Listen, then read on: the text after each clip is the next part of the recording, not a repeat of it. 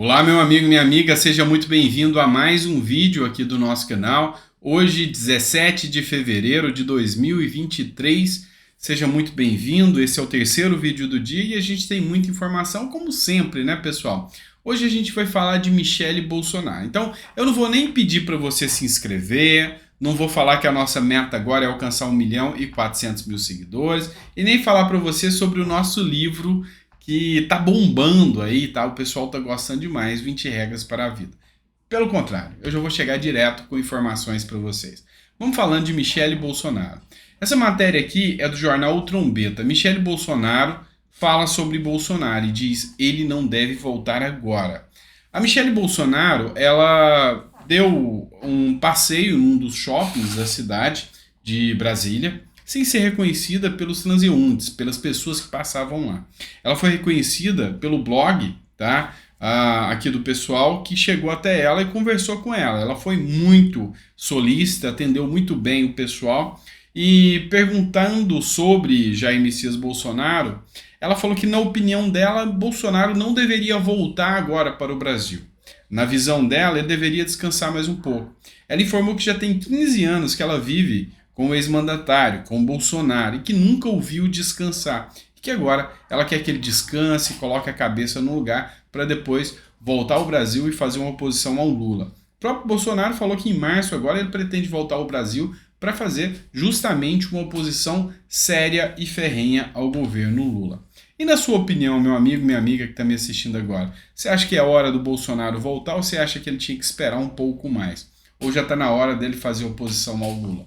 Gostaria de ver a sua resposta. Lembrando que Lula não tira Bolsonaro da cabeça, né? O tempo todo falando de Bolsonaro. Acha que é hora de Bolsonaro voltar ou ainda não? Fala aí para mim. Vamos lá, pessoal. Vou trazer agora para vocês uma matéria do jornal Metrópolis. O Exército troca chefias de 7 dos 8 comandos militares.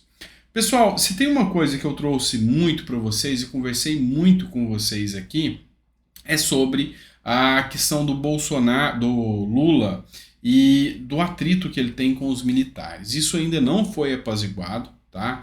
Hoje também um dos generais fortes de dentro do Palácio Planalto foi transferido, ele foi para o Comando do Norte, tá? Então ele saiu do comando de dentro do Palácio Planalto e, enfim, a gente vê que ainda não foi apaziguada essa situação dos militares. O próprio STF está julgando algumas questões referentes aos militares, já tem denúncias feitas contra os militares que atuaram nos atos do dia 8. Enfim, a queda de braço permanece e é possível que essa queda de braço entre militares e Lula possa durar mais um tempo aí e a gente possa ainda trazer mais vezes essa matéria para vocês. Vamos falar agora do senador Cajuru, pessoal. Senador Cajuru que entrou com o discurso de fazer oposição ao STF, foi um duro crítico do STF, duro crítico ao governo Lula. Agora ele está na base de Lula, ele aproveitou o ensejo de Lula, se virou contra Bolsonaro e agora ele está na base de Lula e virou um retaliador, digamos assim, de Bolsonaro. Na base de Lula, Cajuru retalia Jair Bolsonaro e Campos Neto. O senador acredita que há uma rotina obscura nas contratações realizadas pela presidência. Então, o Cajuru, que vem tecendo graves críticas, votou no Rodrigo Pacheco, tá? Inclusive falou que vota por gratidão, porque Rodrigo Pacheco tinha fornecido um advogado do Senado para que ele pudesse fazer uma defesa de um caso no qual ele era investigado. Então, assim, é grave essa informação, inclusive foi dito pelo Cajuru dentro de uma entrevista de uma rádio, isso aí gerou repercussão e me parece que ia ser aberta até uma investigação contra o senador Jorge Cajuru. E Cajuru realmente vem tendo dissabores aí com a sua base de eleitores que não estão muito satisfeitos com o Cajuru. E os petistas, os esquerdistas, eles não gostam de Cajuru. E a base, que era a base Bolsonaro, porque Cajuru foi eleito na bandeira Bolsonaro há 4 anos atrás. E ele tem mais 4 anos de mandato. Lembrando a você que o senador tem 8 anos de mandato. Será que Cajuru volta depois, sem base do PT e sem base Bolsonaro? Pois é, será que foi uma boa escolha se alinhar a Lula nesse momento? Vamos saber, né? Vamos lá, pessoal. Outra informação importantíssima para vocês aqui, ó. Essa matéria é do Pleno News. Lula tem rouquidão, mesmo já tendo retirado a lesão na laringe. Minha voz ficou rouca, não sei porquê, disse o petista em discurso. Por que essa informação é importante, tá? Porque o presidente Lula já teve alguns problemas de saúde referente à sua garganta, tá? Não é a primeira vez, ele já teve que fazer operações, inclusive durante esse período agora, ele passou por algumas internações médicas logo depois das eleições, o que causou muita discussão, inclusive surgiu aquela história do sósia, você deve lembrar que Lula foi substituído por um sósia, porque Lula foi para o hospital. Então, tudo aquilo era especulação e tá aí Lula hoje. E essa rouquidão de Lula, inesperada, chamou a atenção de muitas pessoas e colocou em xeque aqui novamente a saúde do presidente Luiz Inácio Lula da Silva. Pessoal, outra matéria agora para vocês também do Pleno News, tá? Julgamento sobre alcance da justiça militar será reiniciado no STF. Após pedido de destaque do ministro Ricardo Lewandowski, caso será julgado no plenário. Olha só que interessante. Depois daquela reunião do Lewandowski, junto com o MST, falando de pautas socialistas, marxistas, Lewandowski voltou com a corda toda, tá? Então a primeira coisa que ele trouxe agora é uma pauta polêmica, para saber se as decisões dos militares e sobre a atuação do artigo 142, se ela deve ficar sobre o manto do STF ou se ela deve ficar na Justiça Militar. Até então, já tem 5 votos contra 2 de que essas pautas têm que ser decididas pela Justiça Militar. E esse é o correto. É o que está previsto na Constituição. Casos e causas referentes ao pleito militar é competência da Justiça Militar. Só que Lewandowski está trazendo, e logo depois daquilo que eu falei para vocês, dos atritos entre Lula, dos atritos entre os militares, a gente não sabe ao certo aonde isso vai parar, né? Então, agora pode ser que tenha uma mudança ainda, 5 votos não define ainda o resultado, pode ser que os próximos 6 agora, na verdade os próximos 4 agora que vão votar, votem favorável ao manter isso sobre o manto do STF, e aí sim os militares vão sentir na pele o que é enfrentar o STF. Vocês vão ver como tudo isso vai ficar, porque a justiça militar ela tem uma autonomia ainda, inclusive tem magistrados da justiça militar que teceram críticas ao STF e continuam com a sua autonomia, não fizeram nada, porque é uma importantíssima instituição, a justiça militar, tá bom, pessoal? Vem cá que eu vou trazer mais uma matéria para vocês, Jornal Metrópole.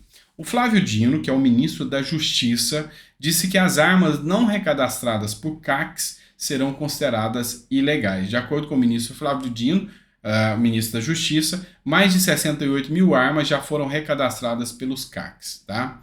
O que é a grande questão? Tem um embate muito grande, inclusive foi alvo de ação no STF os decretos que Lula fez contra os CACs. Muitos reclamam que é uma violação ao direito adquirido. Eles conseguiram o direito de usar do porte de arma durante a legislação que era vigente segundo o governo Bolsonaro. E agora o Lula não poderia simplesmente chegar e reverter isso. Violaria o direito adquirido dos CACs. Mas o STF falou que não, inclusive o STF suspendeu todas as ações e falou que o decreto do Lula é constitucional. Enfim, a gente conhece, a gente sabe o caráter desarmamentista do governo Lula, do ministro da Justiça Flávio Dino e também do STF. Então, assim, para o cidadão que tem interesse em ter armas, que tem interesse, cada vez vai ficando mais difícil. Cidadão desarmado é fácil de se dominar, cidadão desarmado fica à mercê dos bandidos e o caos se instaura em qualquer nação. Então a gente sabe o quanto isso é complicado, o quanto isso é arriscado. Vamos lá que eu tenho mais uma informação para vocês aqui, ainda do Pleno News. Alexandre de Moraes manteve a prisão de um homem que criticou Lula e o STF.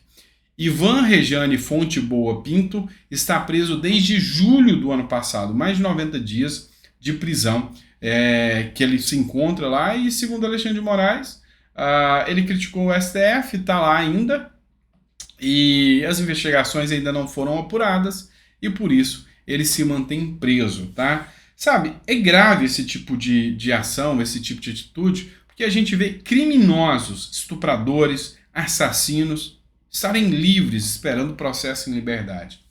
É triste a gente perceber que tomou-se um caráter partidário em decisões judiciais.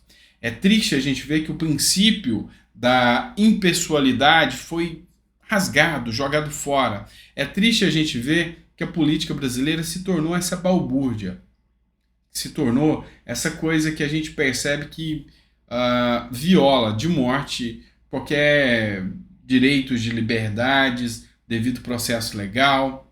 Isso é arriscado a gente até fazer uma análise dessa, porque a gente tem que acender uma luz vermelha, porque a gente não sabe o que pode acontecer com a gente. Então, realmente, é muito, muito grave.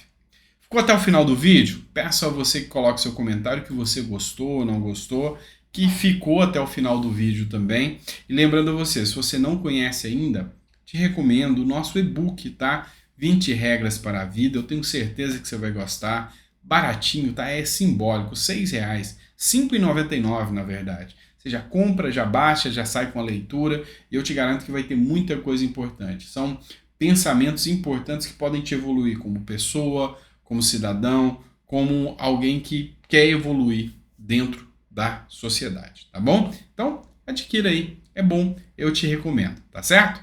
Obrigado, pessoal, fiquem com Deus e eu volto, tá? Às 7 horas da noite eu tô aqui com vocês pra gente continuar batendo um papo aí sobre política, tá ok? Um abraço, fiquem com Deus e até daqui a pouco.